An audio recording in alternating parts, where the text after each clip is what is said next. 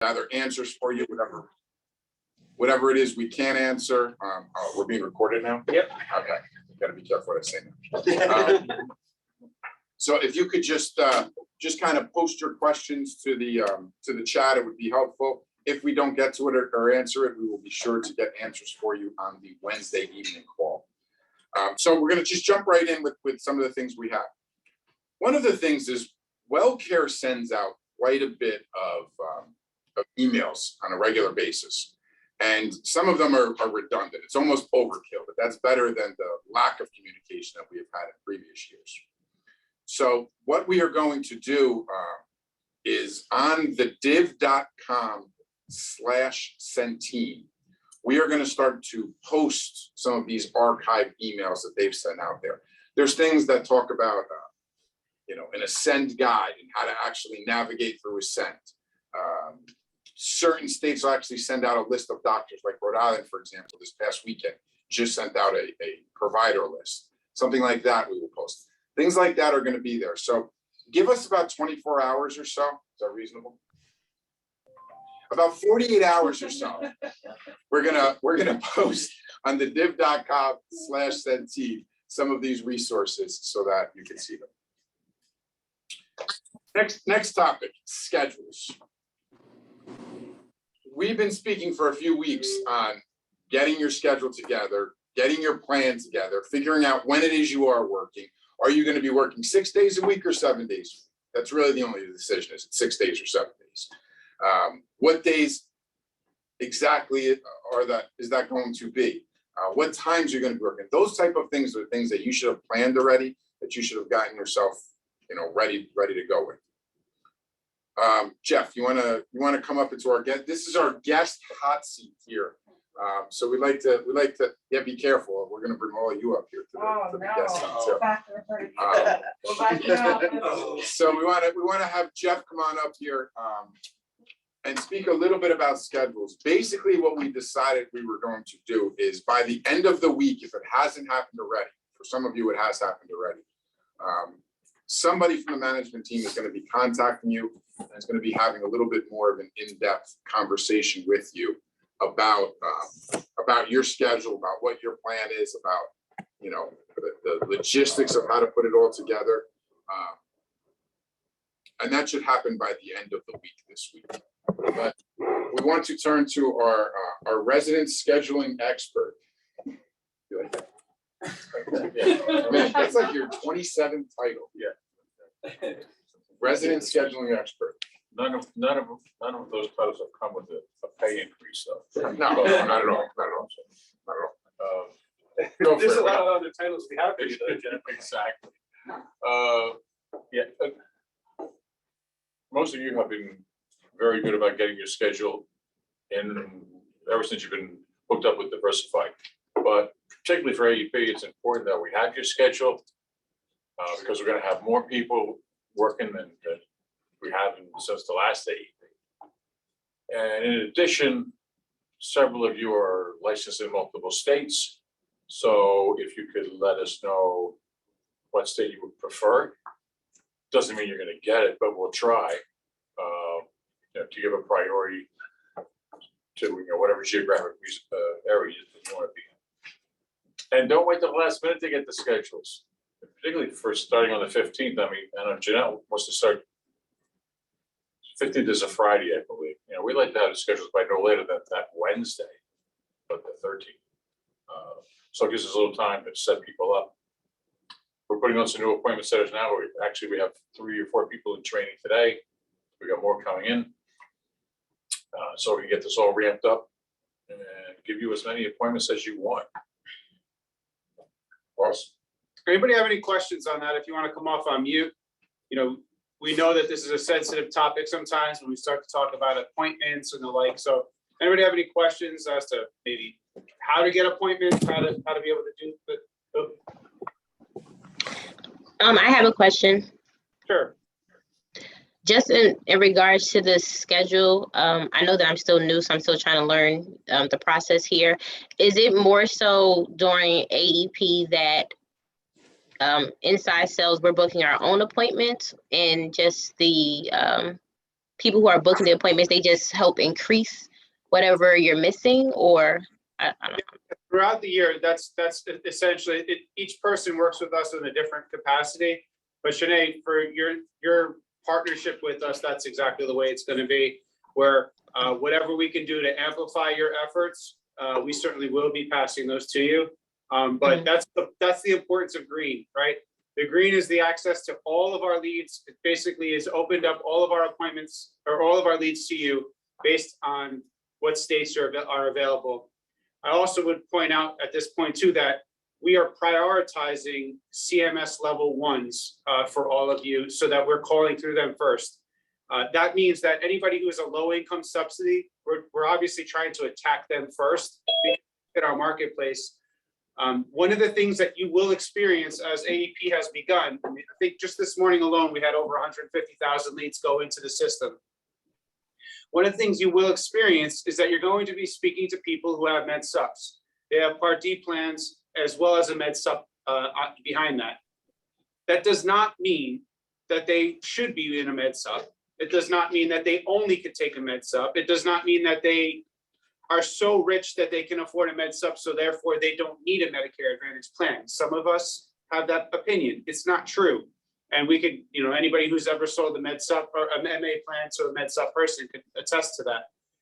But you will encounter some of those people. What we've tried to do is to alleviate that circumstance by calling through those first CMS level ones, people who are, we have, through our research, we found that they are a low income person, and therefore we're going to be calling them first. It's about 1/3 of those 150,000. At some point, you will be talking to those others, but we've absolutely prioritized it. Please don't come to us and complain when you talk to somebody who has a med sub. It's just another person to talk to. A lead is a lead is a lead. All leads suck, right? That's like Diversified's motto. All leads suck. A lead is just an opportunity to talk to somebody. So if you do talk to somebody who has a med sub, you got another person to talk to. Congratulations. Now work your magic, influence that person to make the decision. And if they don't, some will, some won't. So what? Move on to the next person. Thank you. Anything else on scheduling, sir? Just don't make us chase you down. Because we won't. If we don't hear from you, we're not gonna book. Who should we send our schedules to? You can send it to me, you can send it to Jeanette. Okay. But, yeah, email, text, any way you want to get it over. I'm sorry. Deadline, what's the deadline for the following week? Well, oh, yeah, so, yeah, for the week, well, because we have people working more days than typical instead of Monday, just Monday to Friday, but, no later than, We would like it by Wednesday, Thursday morning, but latest. yeah, for the following week, yeah. There's no reason, guys, that you should have a plan for open enrollment. There's no reason why you shouldn't be able to give us a schedule for the next 3 weeks now. You should be saying, from October 15th on, I am working these days, and these are the hours I'm working. Just like you were showing up at a job that you were required to be there at a specific time. That's the discipline that you need to put on yourself to make sure these are the times I'm working, these are the days I'm working. There should be no reason why you have to wait on a weekly basis. You should be able to send over at least the next few weeks' schedule now. But again, we're going to contact you by the end of the week if we haven't already, to make sure that we square it away. And the one thing that we'll ask you to do is just tell us the hours that you're working and how often you want appointments. So for argument's sakes, some agents like them on 90-minute blocks, some agents like them on 2-hour blocks, some agents like them in hour blocks. Some agents get aggressive and do 45 or an hour 15, depending on if it's a field or if it's a phone, depending on their circumstances, depending on how quick they are with their delivery on the phone. So just note that in whatever email. And if you notice yourself starting at 90 minutes and after week 1 or week 2 or week 3, you feel like you've cleaned things up in your presentation and you can get to an hour or an hour and 15, an hour and 10, whatever it may be, just note that in the email for Jeanette and she'll make sure the appointment centers have that all taken care of. And I would also point out that if you do set up, like Anthony said, and say, this is what I'm working for AEP, and then something comes up, please be mindful of that and let us know. right? If you know that you have a doctor's appointment you can't avoid on Thursday, that happens every single year. Somebody sets up auto set, we book appointments, and then we find out afterwards that they forgot to tell us that they had they had something going on. So please let us know if there's any exceptions and keep it in writing so that we can make sure that we can hold both parties accountable. Awesome. Thank you, sir. Appreciate it. Thanks for coming out, Jeff. It's great to have you here at the Diversified Coffee Table. I think it's break time. Well, we hate to see you go, but love to watch you leave. Hey, guys, I got a question. Yes, sir. You mentioned we're going to concentrate on level 1. Is that true for 5.9 as well, or is that just totally different? Yes, sir. No, it is 100% across the board. There's 150,000 leads that are going in outside of the BRCs, and it doesn't mean that's all that's going in. That's just what we have in place this morning. Immediately, the first thing we do to those 150,000 leads is organize them so that the low income ones rise to the top immediately, and we're calling them first. So whether that's in 5.9, whether that's in appointments, whether that's in live transfers, those are the ones that are being called first, for sure. That does not mean that you don't see people that have med subs or are higher income people, or it doesn't mean that they're higher income. We have to clarify this. Just because they're not an LIS person doesn't mean that they're high income. It just means that they didn't get qualified as that based on our research into the lead. So it's possible they still might be a low income person. We just didn't find that out. That's why it's important to talk to every single person and do not downplay it just because they say they have a med sub. Most people just don't know any better. I guarantee you,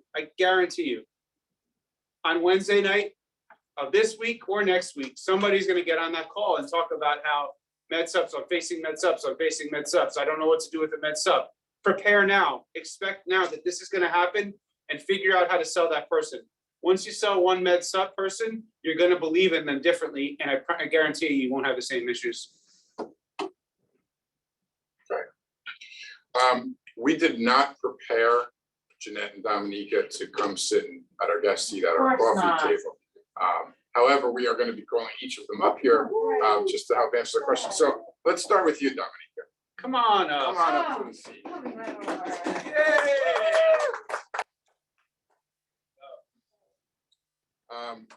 Good morning, everybody. Just want to have you update anybody that may not know or that hasn't gotten back to you or whatever regarding licensing for specific states. Okay, so this is really key, and Anthony and I have been working together on making sure that the list of licenses that are reflected in your WellCare profile are what you actually have. Many of you have heard from me. I had sent you emails just to verify what's on your profile. Again, when you do decide to get a new license in a state that's attractive and there's a lot of leads, please send it to me. We want to make sure that that license is updated within the system. Now, at the same token, don't expect that license to be updated overnight. The system, and ideally, should update it quickly, but that doesn't necessarily happen. So if you get a new license, don't tell us and think the next day you're going to be able to work in Nebraska or New York. That's not going to be the case. We're your advocate here. We want to make sure that your work is there for those states. So again, keep us informed and we'll stay on top of it, make sure that it's updated in your profile. Anybody have any questions there? Okay. Well then, thank you. Sorry you weren't able to finish a cup of Lovely. coffee at our coffee Lovely table. seeing you here. Jeanette, can you come on up here? I know you prepared a speech. Yeah, right. Just want to, welcome to the Diversified Coffee Table. Welcome. Um, Applause light is on. What's that? The applause light is on.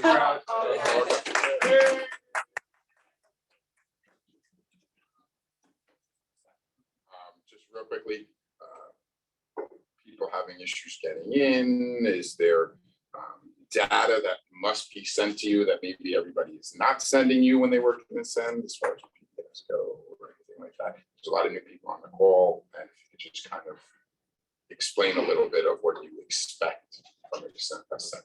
when you enroll somebody, make sure to send over a copy of the application along with any notes you take on the member. If there is a different phone number than what's on the application, please include that in the email. So then I don't have to go searching or bothering you guys for what number was called. Other than that. I'm gonna speak on that, that's okay, for 1 quick second. Please. So we talk about the notes a lot. We can't stress the importance of the notes. Reason why, if you're a phone person, tell a digital agent you sell 100% over the phone. When you submit those notes to us, we keep those on your file, on that file for a client. Let's say something were to happen within 90 days, within 6 months, as long as a whole year, where a complaint were to come back from that client that you wrote.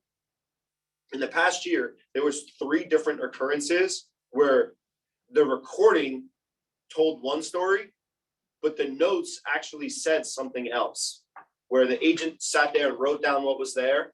Sorry, what was found. They printed out maybe a PDF of the note that was seen on wellcare.com, and it told a different story than the recording. And because of that, even though we could prove, for argument's sake, 'cause I think the example was the doctor was in the Wellcare network. However, it wasn't showing up. It was showing up on Ascend, but it wasn't showing up on the wellcare.com. And because of that, we told the client the doctor was in network. We had notes to back it up with the NPI. So we were able to get the agent out of the complaint and have it come back as unfounded because we had notes to back up and substantiate everything. So the notes are important. If you have them, if you're going through the time to take them, get them to us. We keep them with the file, and they're basically your insurance on the insurance plan you just sold. So send them to us. If you have a problem logging on to Ascend, send me an email. We will work on getting you logged in as soon as we can. Sometimes accounts aren't created quick enough, so that's why you have a problem logging in. Hey, Dan, can I ask a question? Sure, go ahead. Regarding those notes, are those just notes that we keep separately on a different sheet of paper during the call and then take? Exactly right, yeah. So And then what take a our picture in-house of it? people do, Andrew, would you mind going and grab your pad real quick? Yeah. What our in-house people do is they literally keep a notebook, a binder, and they literally go to town and tell the entire story of whatever happened on their conversation. It's just a regular, 8x10, 8.5 by 11 pad, whatever you do, 3-ring binder, however you like to do it. This is just Andrew's notes on how he talks to one person. Room on the notepad, so I'll just use the To give you an idea, this is just one call. You can see that. I know it's kind of far away. Just a regular 8.5 by 11. It's literally the entire story is told of one client on each piece of paper. So if you went through the time to get it, all the drugs, all the doctors, everything that happened there, the dog's name that was barking in the background, whatever it may be about that person, get it to us. We keep it in your file. So you just take a picture of that and send that. It's not like we have to then transfer those notes to a specific location. Exactly correct. Okay. When you submit the application to Jeanette, as far as the PDF, Yeah. you just take a picture as a second email.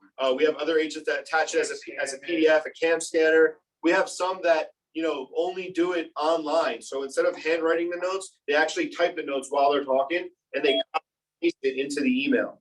So into a body of an email. So however you take your notes, keep it simple for yourself. Just take a picture if that's the easiest way and send it over and we'll keep it with the file. Dominic, is it possible that we can get our top agent to, with a notebook? Instead of using the scrap paper that we have in our, he's our top agent. I think we can afford a notebook. The other wrote some on the table too.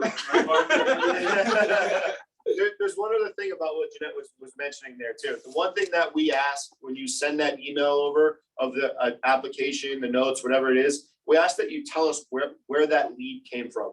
If you wrote a PDP and it was a PDP, just put that in the subject, sale PDP, or even in the body of the email. If you wrote a BRC, say BRC, just so we know. It helps us process everything quicker. One of the things we'll do is we'll take the BRC and we'll keep it on the file with the application. So if something were to come back, again, if you're in the field, they say, well, how did you meet this lead? Well, we have the BRC handy with that client. So just ask you to just leave a mark that whatever it was that you saw. And if you take notes in 5.9, same sort of thing, I presume those are captured and retained. If you take the notes in 5.9, we just ask you to copy and paste it into the body of the email, Okay. if that's okay. Guys, if you're doubting the value of this, a very simple example would be someone giving you a list of drugs and forgetting to tell you about one, and you having it written down, and when they come back because there was a complaint because a drug wasn't covered, and you could show, here is my list of everything that they told me, it's worth its weight in gold. So do not doubt what it is that Dan is saying right now, because it works. It absolutely works. On top of it, most of the people on this call, I'm sure we have some outstanding record keepers on this phone call. With that said, I know most of you on this call, and I know that most of you are absolutely horrific administratively. So for you to go back and try to pull a piece of paper while we're keeping that record for 10 years, we could save your butt a lot.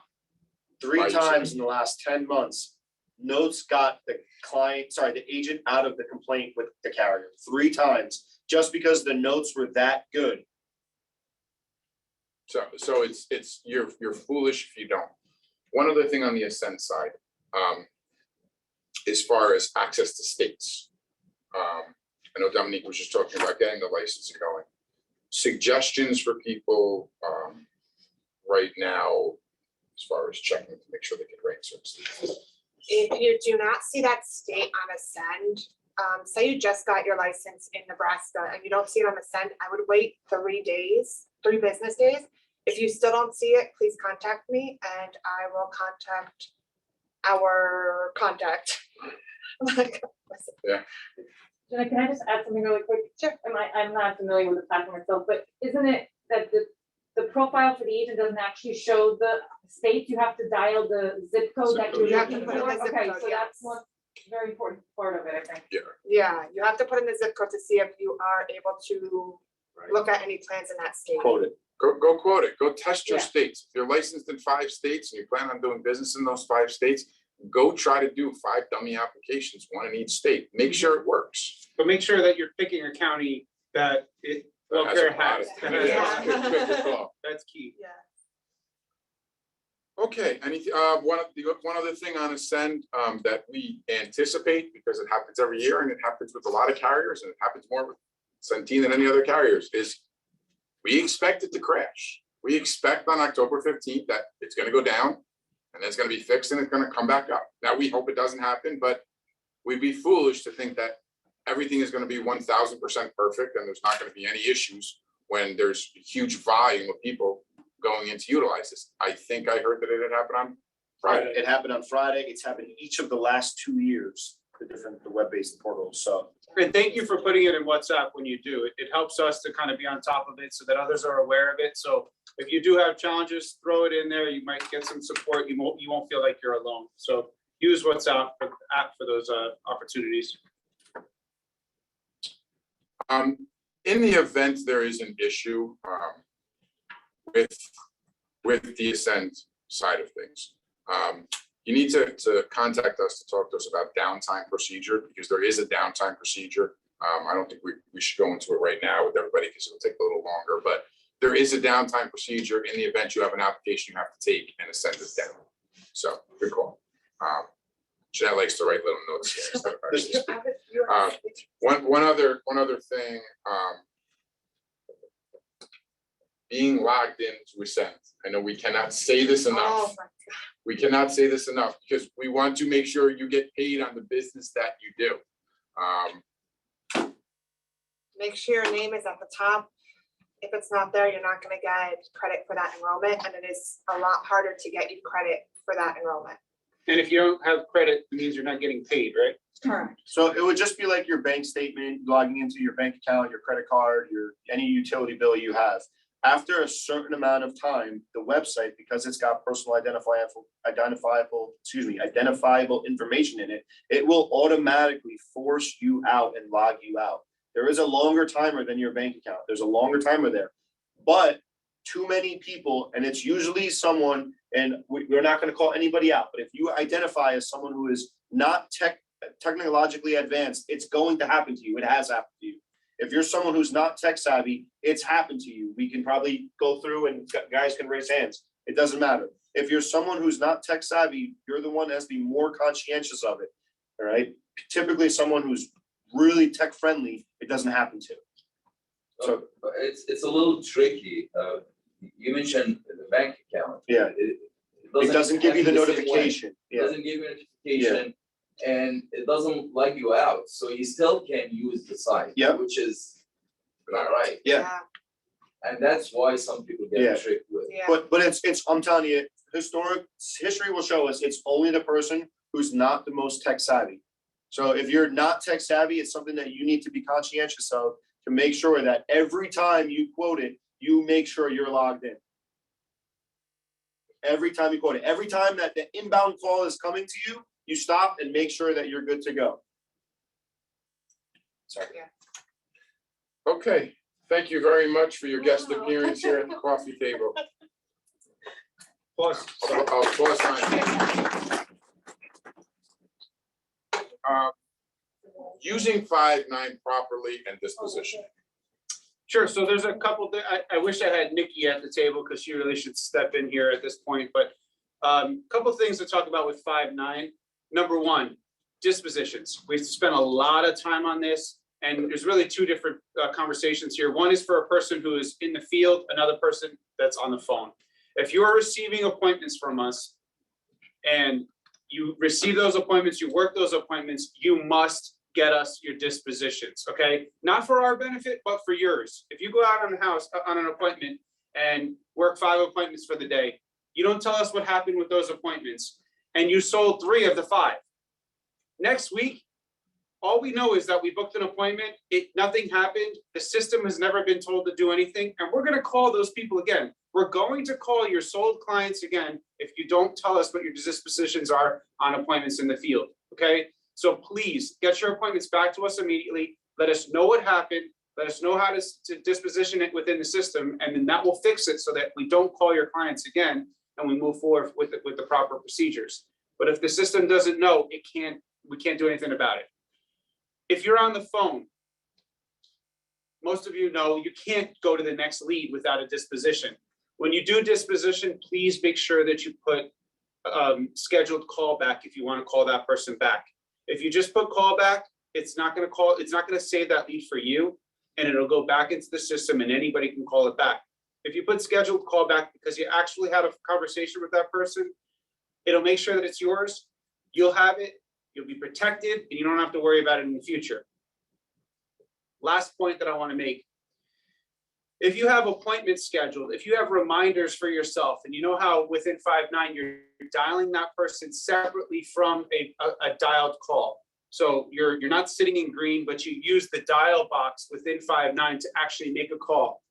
You must, and I can't stress this enough, you must pick a campaign before you make that call, okay? If you just use like main inbound, which is the first option, it's not going to save that disposition to our data set.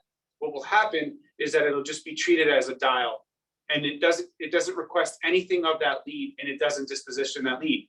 So if you have an appointment scheduled in Connecticut, you want to make sure that you disposition that dial that you're calling that appointment on for a Connecticut campaign, and at which point Connecticut PDP, which is what you've been told based on that appointment, and then it will disposition that and it will save that disposition for the system.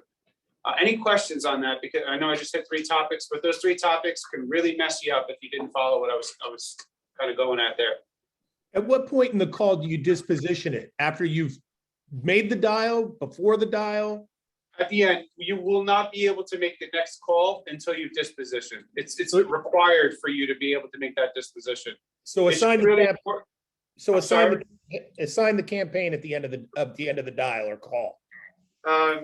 No, well, assign the disposition at the end of the call, but if you're calling outside of a campaign dial, you must assign the campaign beforehand.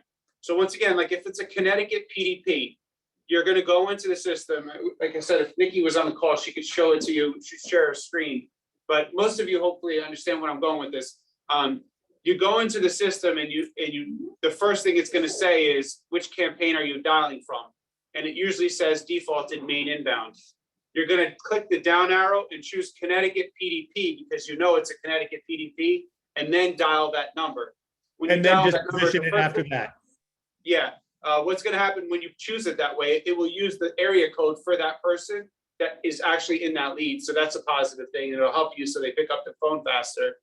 And then the next part of it is that when you disposition, that disposition will be saved within the campaign, which will allow us to disposition it properly and make sure that that person isn't called again. Understood. Thanks, Mike. No problem. Any other questions on dispositioning or 5.9? Okay. Mailers. Man, I keep getting the bad spots. I got to talk about med stuff before, now I get to talk about BRCs, which I know is a hot topic for all of you out there, which probably we're going to be talking about in about 2 weeks on Wednesday night's call. So let's talk about it now, okay? Look, these are the most expensive leads that you could possibly work. Just a reminder, a BRC is somebody who literally received mail in their mailbox. It was an 8.5 by 11 piece, or 11 by 4-inch or so piece of paper that said supplement your government benefits with Medicare. And it talked about how they might receive dental, hearing, vision. Then that person took that card, put their name, their date of birth, maybe their spouse's name and spouse's date of birth, walked down to the post office or to the mailbox, placed that card, not in an envelope, into the mailbox, and sent it back to us.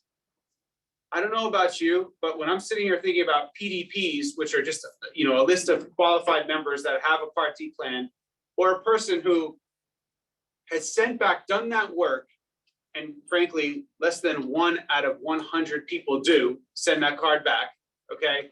When they send that back, they are a qualified lead. They are begging for information. They want information about their Medicare benefits, okay? It also allows you to sell multiple products. If you're in an area where maybe Centene doesn't work, you can offer the other products where a PDP you cannot. There's tremendous benefit to these leads, okay? The difference is that they're different. They're not the same as what we used to work, right? Or not used to. They're not the same as what you have been working throughout the year. So don't mistreat these BRCs, okay?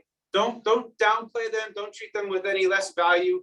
They have a tremendous amount of value. You just have to work them a little differently. When you're calling the person, you're not calling on behalf of WellCare. You're calling because they requested information of you, and now they just ended up on the top of your list, and you don't know when you're going to get back to them again. You hope to get back to them right away, this is the soonest opportunity that you can speak to them. And now that you are speaking with them, you don't know when it's going to happen again. So you got to make sure that you create some urgency with them. Okay. Chances are they sent back this lead probably 2 to 3 weeks ago. So the chance that you're getting to them now is the soonest that you've been able to get to them. And you're going to make sure that you provide them with the best service right now. Create urgency specifically with these people. The next step is that when you're speaking with them, if you have any questions as to what that lead looks like, Dominica could provide you with like a PDF of it, but you're seeing a portion of that lead, okay? It was a full piece of paper that they ripped off, or maybe it was 2 sheets that they were in the card and they sent back one. Those are different types of leads. But when they do send it back, you want to know that they are asking to supplement their Medicare benefits about their dental, hearing, and vision. So speak directly to that. Ask them why they sent it back. What made them go out of their way to go do this? And if they tell you they don't remember, don't believe them. Like, go back at them a little bit, push back, say, Mr. Jones, I'm sorry, I'm a little confused. I didn't receive this out of nowhere. You sent this back to me. I have your information here. I have your handwriting on the card, and I'm only calling you because you asked me to. Little tidbit of information that we changed this year to try to even strengthen these leads even more is that we actually put the person's phone number on the card and then ask them to validate that that was the correct information. So you might see them cross out that phone number and write a new phone number on it. You might see that they just crossed it out completely. If you're working in, that's going to be, you probably don't have an appointment on it if they crossed it out completely, but that may have happened with our lead. Another solution, situation may be that they wrote it in completely because we didn't have a phone number for them. We were trying to encourage them to know that we are calling them, and this was an attempt to do so that there was a little bit more response and the phone numbers were available to us when we were dialing them.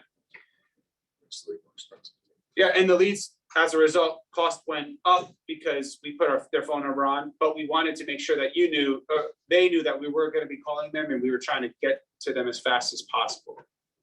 Those leads have been turned on. Last week, you probably started seeing some more of those BRC leads. So the question for you is, has anybody been receiving them? Have you been calling on them? And do you have any questions about them or some successes that you might want to share?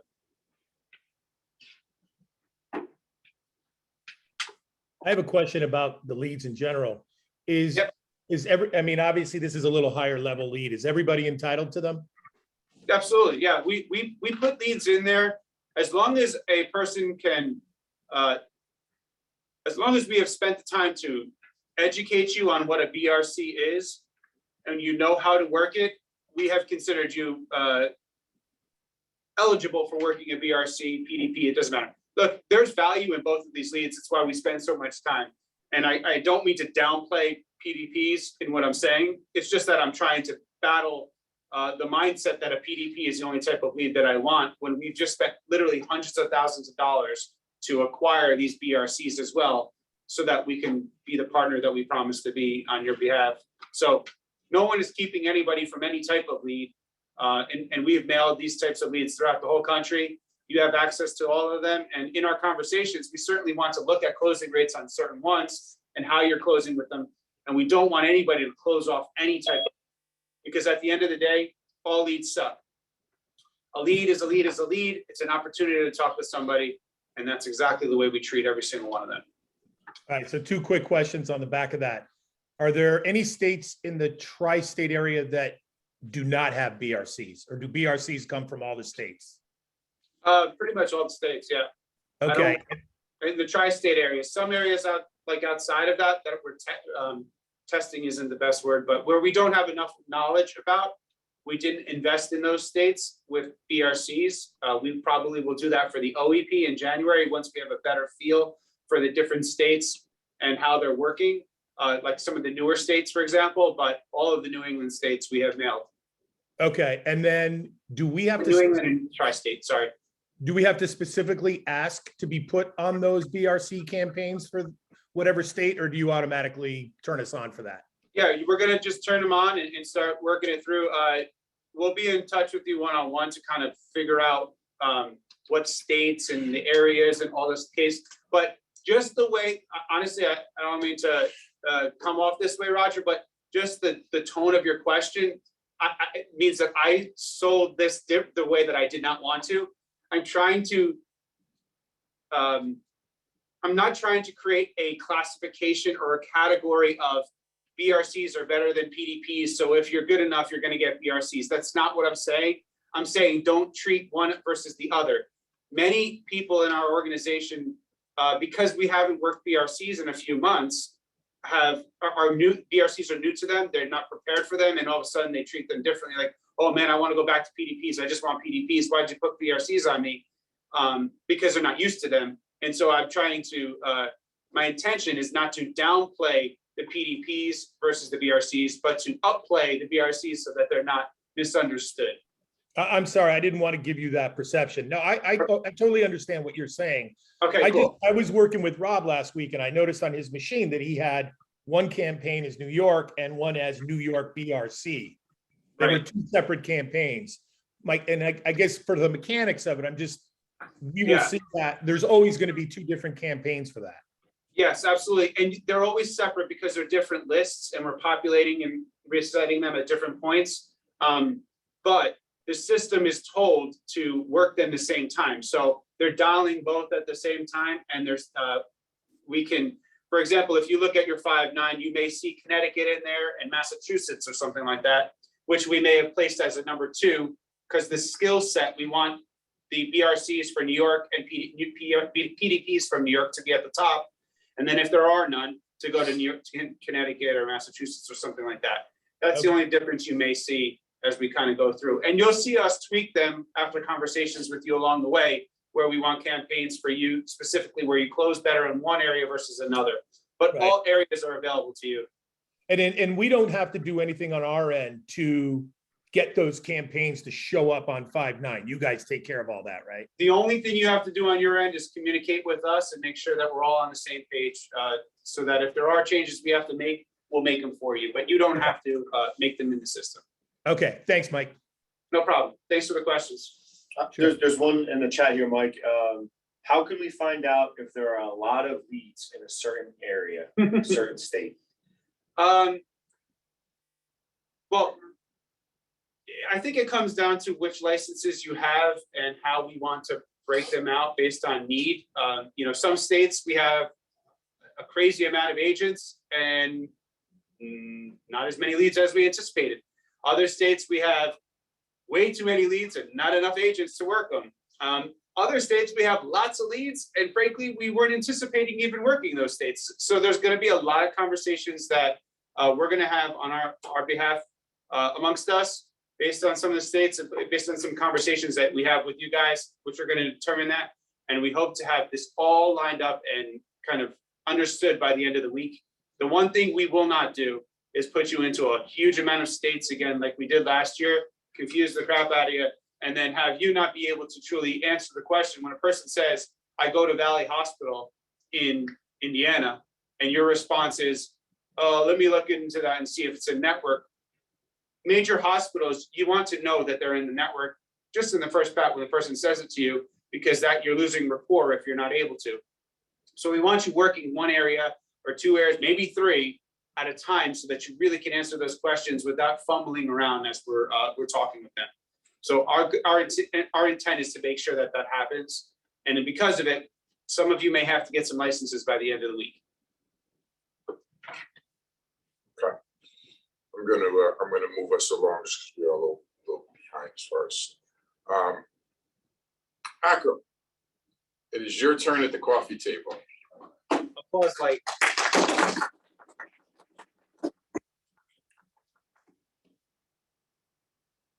Looking good this morning.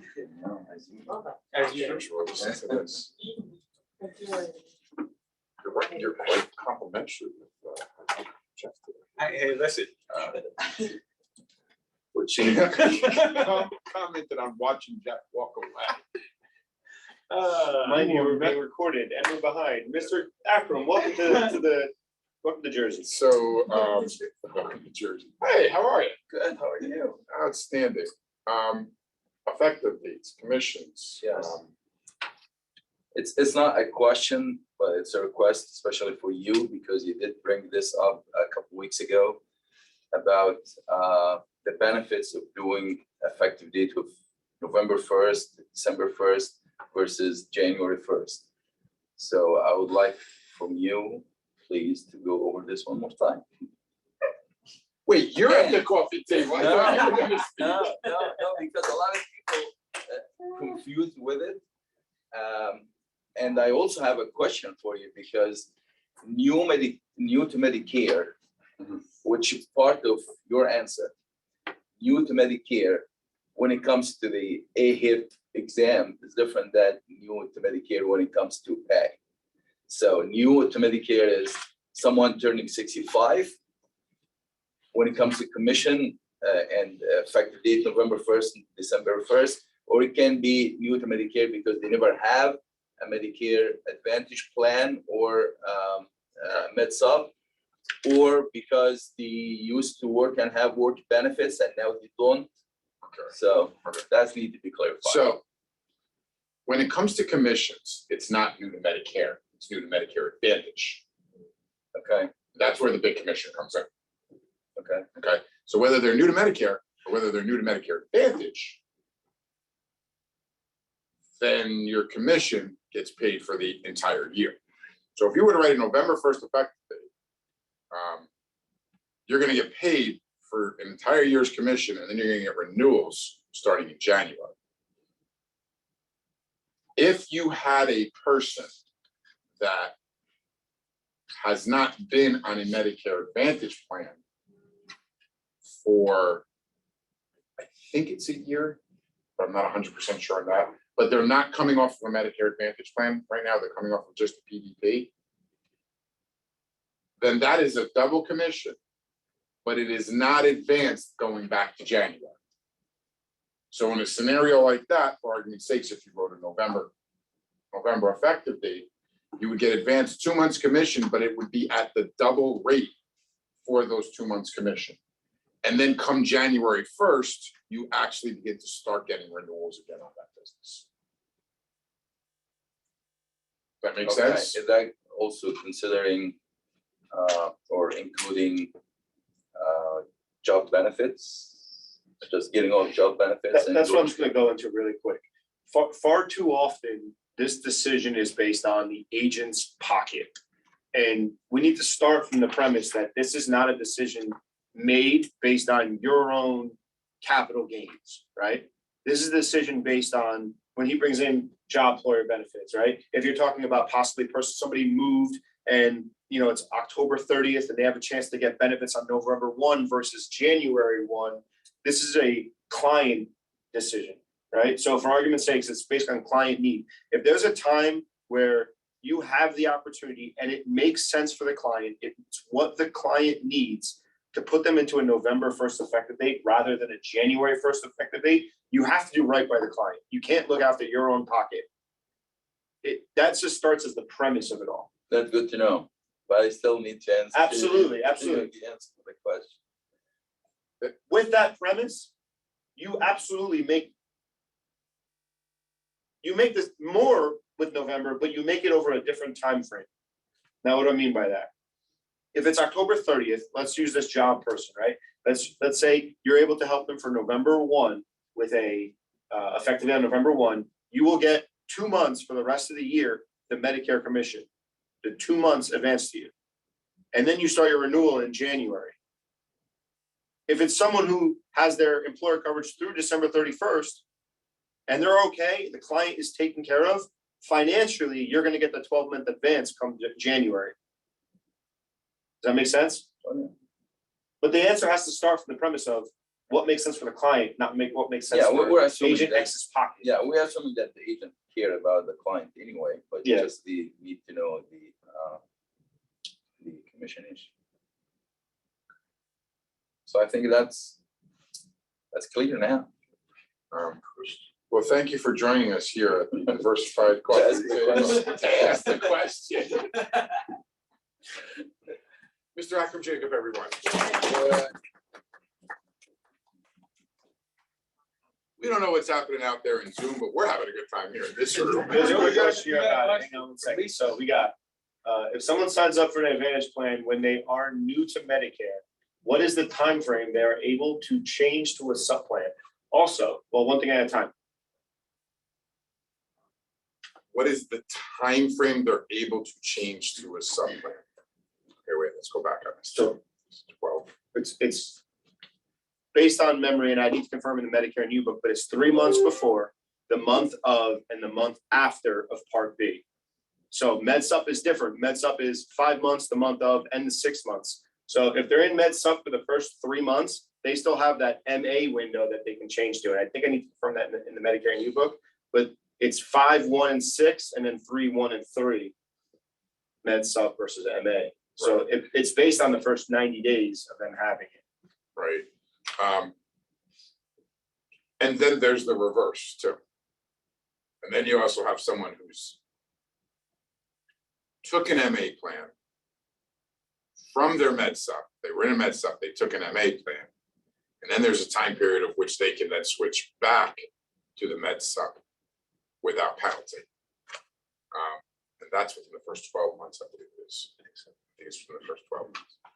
There's a second The question. second question, also, can we sign up, drop, or change, sign up DSNP or change DSNP clients in Connecticut for November 1st? This part I know, I should know, sorry. No problem, Lisa, we love your questions. It means you're listening in intently, not a big deal at all. So essentially, when you took all of your AHIP and everything like that, you may remember, you have a DSNP election period for the first 9 months out of the year, 1 per quarter for the first 9 months. So in October, technically, there is no DSNP change. In order for them to change and put on a November 1st effective date, it needs to be one of the other reasons. Connecticut is not an example, but if you're in New Jersey and you use PAD, if you're in New York and you use Epic, if you're in Maine and you use Maine RX, you will have a November 1st effective date.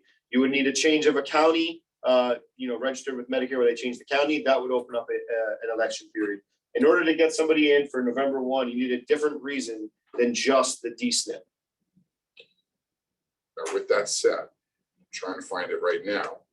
Connecticut may have an election period I based think- on the counties and the storm. I forget the name of the storm. I think it was Ida. Ida. And I think it was actually the whole state of Connecticut.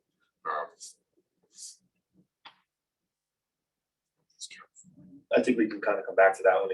We will come back to that, Lisa, because I think there is a declared special enrollment period for the state of Connecticut. Now, we'll come back to that. I gotta look it up on my computer, but if the person, and let's actually talk about special weather related enrollment periods here. They're only good if the person did not utilize another election. So if this DSNP person utilized their third quarter election already, the weather related doesn't mean anything for them. It's if they didn't utilize that third quarter and there is a weather related in Connecticut, only then can they say, due to the weather, I was unable to make my election last quarter, therefore I have a November 1st effect. Does that answer the question, Lisa? It's okay, you're allowed to come up. Yes, thank you. Awesome. I can't come up with you. Oh, okay.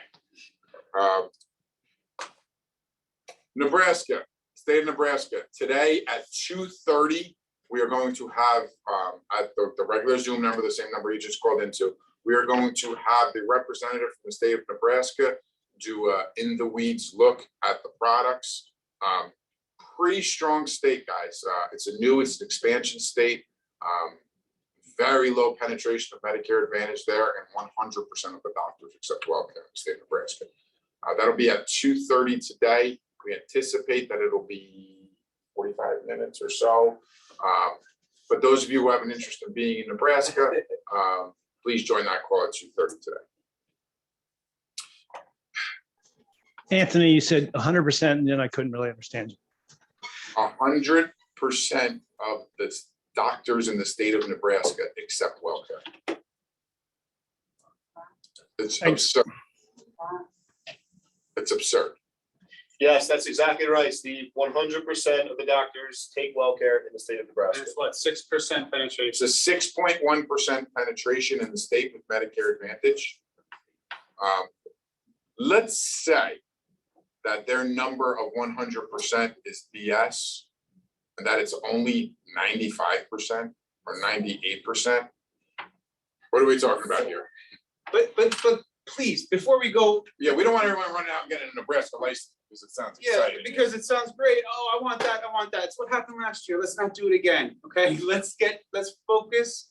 Those of you who know what you're working, know it well. Do it well. If there's an opportunity that we can provide to you, we're not keeping anybody from any opportunity, but we just want to make sure that we're doing it right and we don't distract anybody. Anthony's going to get into it in a minute, but it's go time right now. And you getting caught up in, oh, well, I just heard about this other state. Listen, you could crush it just because you know your stuff and you're able to build rapport properly and work with a focus in an area. Every area we're working, every investment we've made is for a reason because it can work. So let's focus on what works and make sure we do it with the right people. Okay, we have two more topics left. Where we're at right now, guys, we realize October 15th is a week and a half away, but we've been speaking about this for months, and that's getting ready and having everything teed up for you for October 15th. The last thing you need to do, especially if you're new, is learn how to sell on October 15th. That would be a huge mistake. You are going to cost yourself a bunch of time as far as trying to learn how to get to the point of just enrolling. And you're going to regret it. Open enrollment is here. This is the start time now. Andrew, I would like to bring you up to the Diversified coffee table.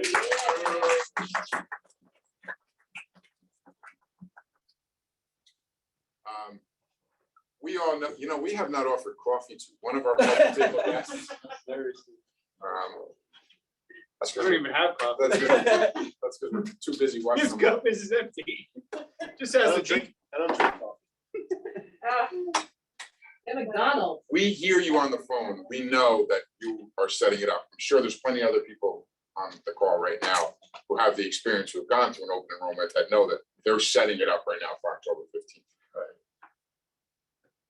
How are you doing? What is it that you are doing that you started doing on Friday, basically? Yeah. Although I think you started beforehand, but on Friday you started speaking about benefits and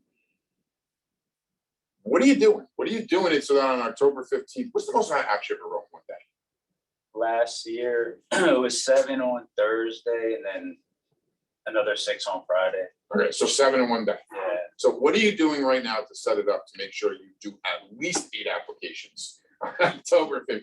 I'm just trying to reach out to everybody. I'm sure you guys are like me, where you built up people that you couldn't help out during the year, kept a reminder, whether it's on your own system or 5-9, and made notes. Like they're saying, the notes are key to everything, because you want to call those people back and inform them with good news of why you can help. So essentially, I'm just reaching out to the book of business I have that I couldn't help. They all pretty much remember me. I'm just saying, hey, like I promised, I told you I was going to give you a call back on October 1st to see how we can help you. I know you had no extra help in A and B, and you were really interested in the dental and hearing benefits. Whatever note they gave to me is key. And as long as I'm able to help them, I pretty much go through I don't do anything different. It's literally presentation again. It's checking doctors, it's checking prescriptions, it's going through the summary of benefits. And the only difference is, instead of enrolling them, I'm informing on the good news that I can enroll them on the 15th to the 16th as soon as possible. My schedule's booking up. It is going to be extremely busy, as you know, and we want to get you in at a time so I can, help you out as well as I'm helping everybody else out. So you want to have them grab a pen, you want to grab their calendar, and you want to solidify that appointment into their calendar as well as yours. Not just yours, it needs to be solidified into their calendars.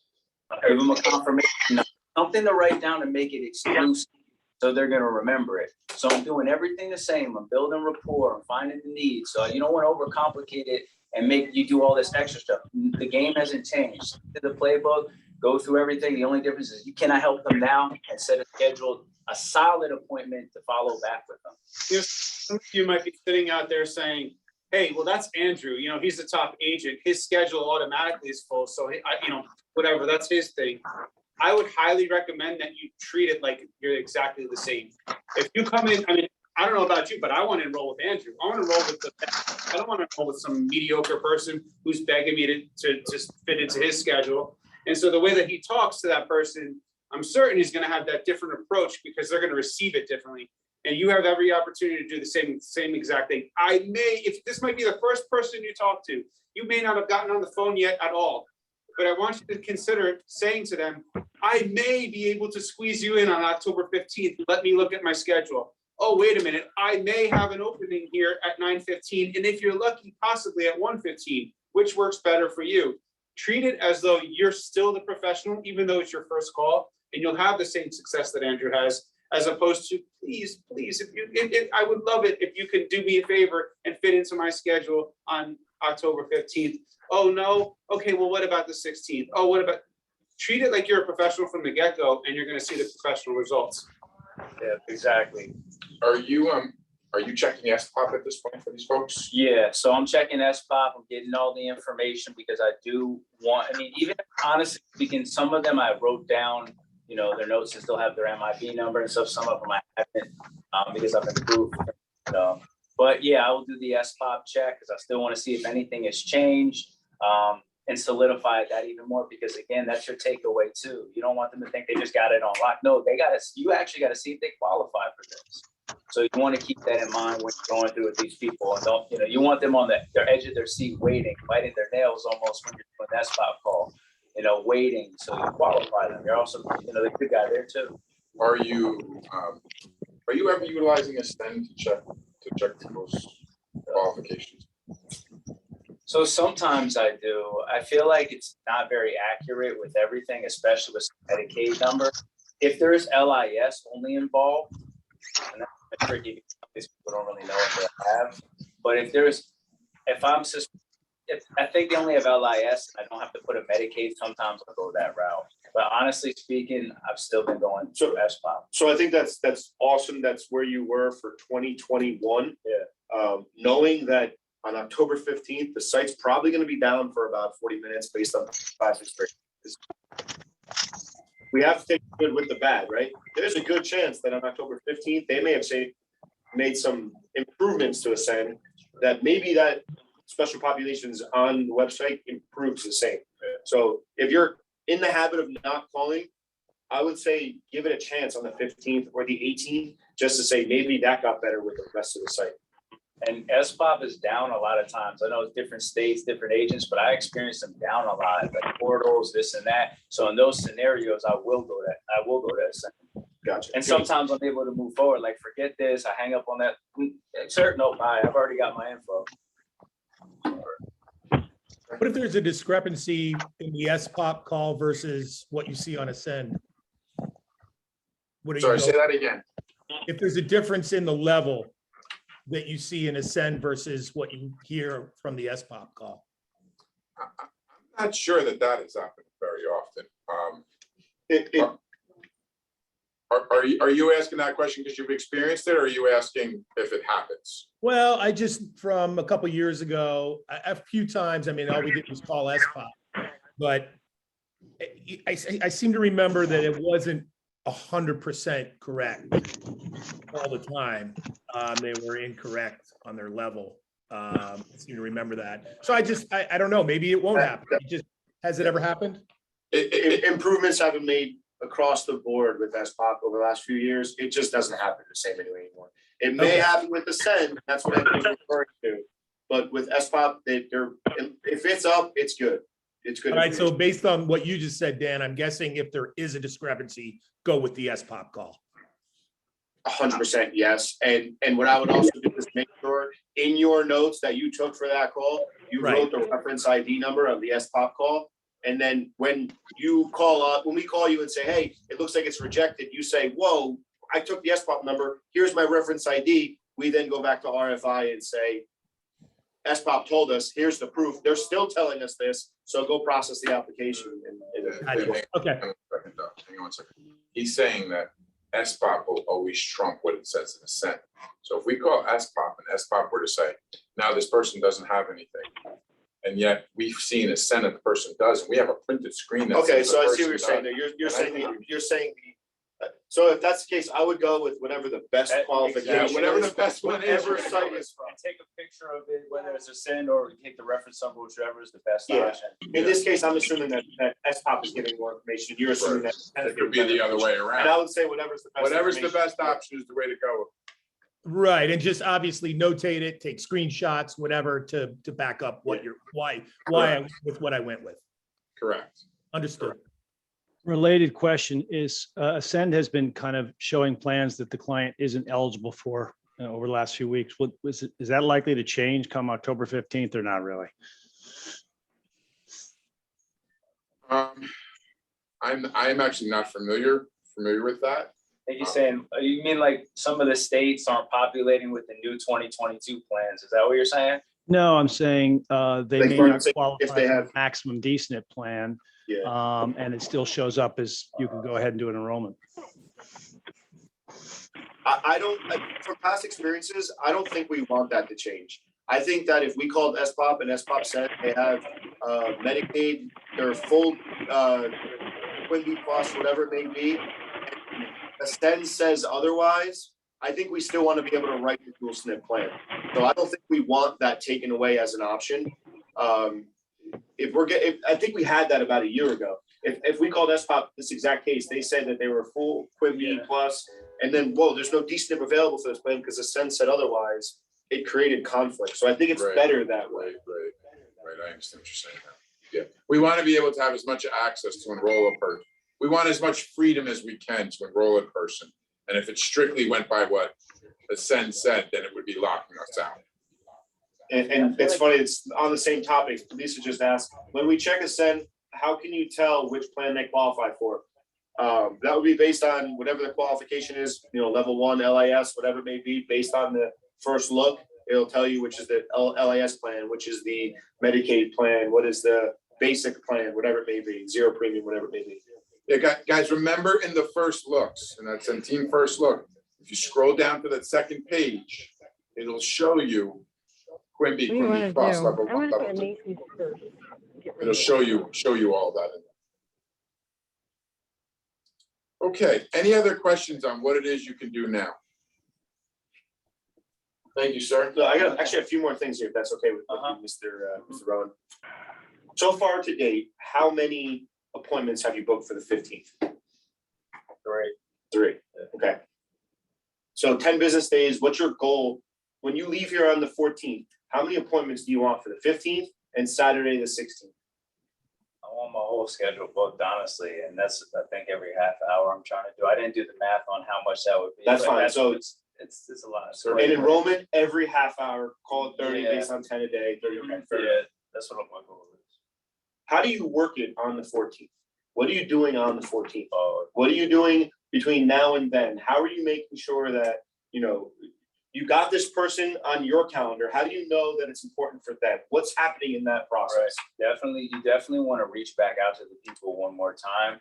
If I have something scheduled on the 15th on Friday, I'm going to reach out to all those people on Thursday just to reconfirm.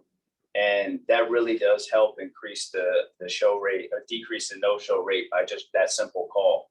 I used to kind of think it may give person a reason to dip out on you, because I guess that's how I kind of been kind of programmed. But no, it really does help keep them remembering you and keep you on their mind, so they're all ready to go. And it makes it a lot easier for you, because there's going to be hiccups, you're going to be running behind, but it gives you the control of making things flexible and making it smooth. I'll be calling you at 9, and you also want to let them know, hey, things can run over time. If I have some questions to answer, bear with me. It's going to be an extremely busy day it's going to be hectic for everybody, but I'm going to do the best job I can for you, just like I'm going to do for everyone else. So if I'm running behind, bear with me. It might not be exactly at 9, but I promise you're going to be the very next person I call after my 9. Just let them know that. It's going to keep them at ease too, so they don't just say, forget it, this guy forgot about it. I'm going up to walk my dog, whatever. So I got a question for you there then. What action is the client taking for them? Are they opening up their iPhone? Are they going to the kitchen and grabbing the calendar on their fridge? Mm-hmm. What are they doing to kind of solidify your appointment So with them? you can The same way they would with the doctor's appointment? So when you do book the appointment, you do want to make them grab their calendar and write everything down. But if you want to actually just take it a step further, when you call them on Thursday, grab the calendar real quick. Can you see the calendar that we spoke about? What time do you have us at? And just reconfirm that they have all the information on their own end. Make them grab the, oh yeah, I see we're at 9:30. Oh, what's the confirmation number you have? I want to make sure it's correct on my system so there's no hiccups. 07054, beautiful, perfect. Any more questions before we get you enrolled tomorrow? Anything else? Nothing? That's it. Very cool. I think that's huge. I think, you touched on it before, Anthony, and the biggest thing is we don't learn how to do this. We don't learn how to sell this. We don't know how to present this on October 15th. Bill Belichick is known to say, head coach of the New England Patriots, 6 Super Bowls, legend in the game, right? He's known to say, his famous quote is, if you wait until halftime to make adjustments, it's far too late. It just so happens that October 15th is halfway through the month. If you're waiting until October 15th to start the process, it's far too late to make adjustments in your sales process. So as fast as you can get off that Wednesday training school, if you're planning to be in it, is as quick as you should be on the phone. If you've already been on the phone, it's time for us to start pulling some recordings, some role plays, some adjustments along the way, the same way Bill Belichick says for his teams. Of course. Great. Thank you, sir. Our next, Before we leave, Andrew, just real fast. Andrew, is there anybody you'd like to challenge to come at you for AEP? All on me to you. Go ahead, buddy. Oh, he's not on it. He must have just dropped with that last thing. He was on before. Jeff's right there. No, it's I'll Jeff. go That's there. what I was going for. Come on, Jeff. Ask to unmute. There we go. Jeff, we're waiting for a response. I'm gonna ask Greg. Listen, Steven, where's Steven? Anybody, Rob? He's top dog and he's waiting for a challenge. All right, we'll move on. Our next meeting will be on Monday, October 18th at 10:30, besides our Wednesday night meetings, of course. That meeting, we are not looking for that to be anything more than you hopping on and asking any questions that you might be coming across. We are not looking for that to be a big sales meeting, because quite honestly, it's go time. That's the time that everyone should be on the phone and should be doing things. Speaking of go time, I can't sit one. It's game time, guys. It's game time. It has begun. You need to sit back. You need to look at what are your goals? What is it that you want? And know that you have 7.5 weeks to make it happen.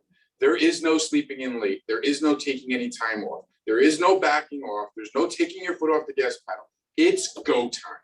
It is time to make things happen for you. We've cut multiple years, many checks for $40,000, $50,000, $60,000 in January for the work that you've done over that 7.5 week period.